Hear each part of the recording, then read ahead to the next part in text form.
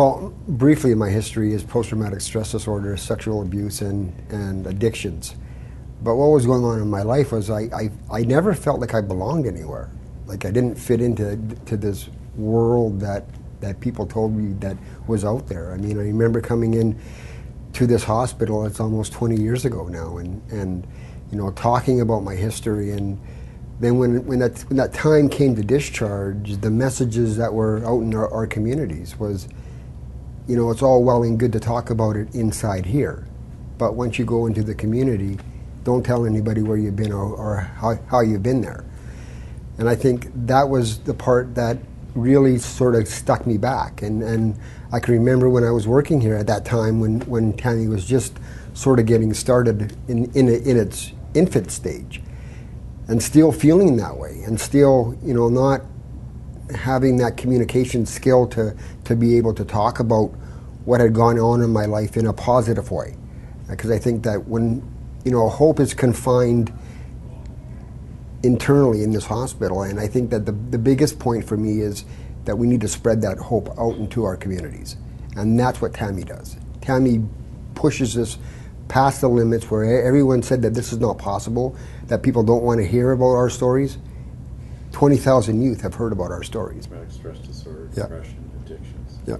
And we're able to tell your story. You've been doing that now for 9 years. Yeah. And so can you talk about a couple of circumstances or experiences that you had with Tammy that kind of stick in your head?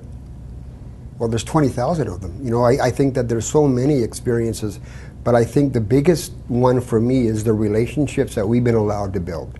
Is the relationships that, you know, when you go through a drive-through restaurant at a Tim Hortons and there's a high school student there who has seen you speak and it says to you, you know, I saw you speak, and how it's impacted on their lives, and how they may or may not be suffering from a mental illness, but they know someone who does, and how they interpret mental illness in a totally different light now, and how they see people differently. And I think it's that sense of belonging, and that sense of being a part of something that is big, but something that is not too huge. You know what I mean? It's not past where it should be past. And I think that life is a journey, and this has been a journey of hope. This has been a journey of freedom. It's been a journey of wonderment. It's been a journey of acceptance. It's been a journey of recovery. And I think recovery is achievable from anyone. Tell me a bit about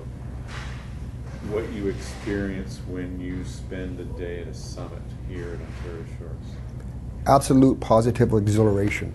It's the most wonderful experience that you can have, to bring 200 kids into an environment that they've never seen, that they've never been into. Their perception from the time that they walk through the door changes. That moment, because they have this vision of what this place is. That it's dark, it's dank, and then all of a sudden the lights come on.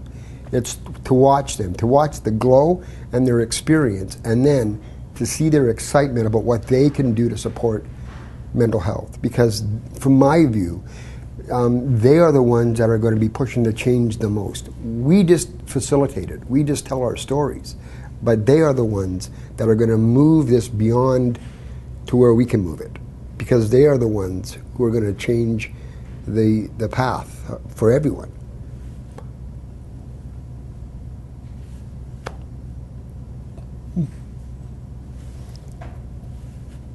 That, as I said, that there is always hope, that there is experience of hope.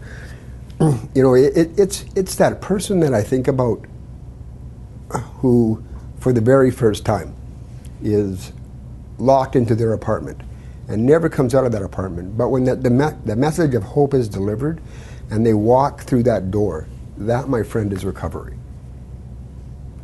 To praise that person for that move that they made beyond those doors, beyond those walls, that's recovery.